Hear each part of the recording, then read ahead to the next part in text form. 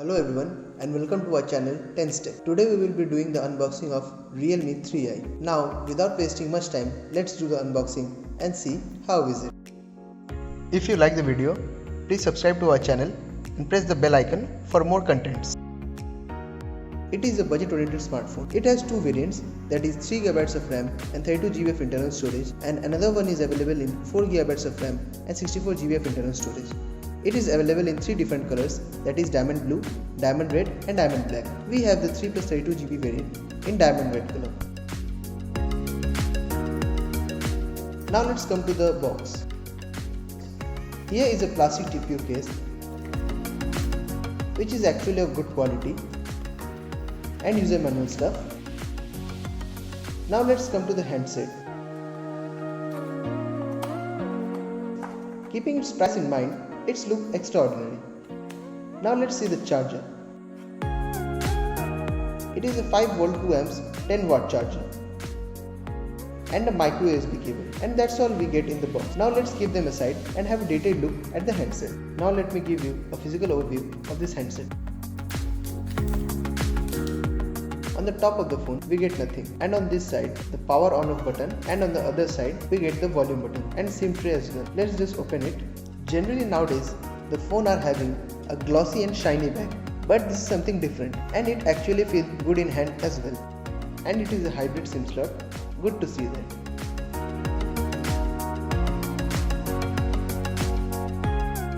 And on the bottom we have a 3.5mm headphone jack, micro USB port and speaker grill.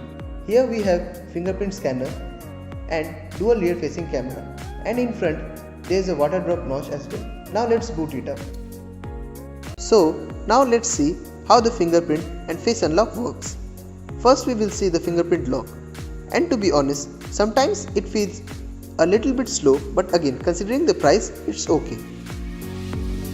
But I'm amazed by seeing the face unlock. It's really fast. It will be running on ColorOS 6 right out of the box. Based on the Android 9.0, that's Android Pie. Here you can see the Antutu score for the device, which is pretty good considering the budget.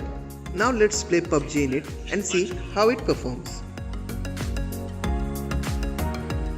While playing in balanced and medium frame rate, I didn't feel any lagginess and the gameplay was smooth. Though it is not a review of gaming, but as of now I can say it performed really well. As it has 4230 mAh battery, it will easily give you a 1 to 1.5 days of battery life. If you are a heavy user, still it will offer you at least of 1 day usage. Coming to the cameras, you get a 13 plus 2 megapixel back camera and a 13 megapixel front camera with f.2 aperture. In the back, the primary 13 megapixel camera comes with an aperture of 1.8 and face detection autofocus, and the secondary camera a 2 megapixel depth sensing camera for bokeh mode. The colors are good and the background blur is also good, but the edge detection can be much better. Now coming to the low light conditions, the images are not so prominent and have much noise. The color of the photos are a bit saturated, which we generally see in all the Realme phones.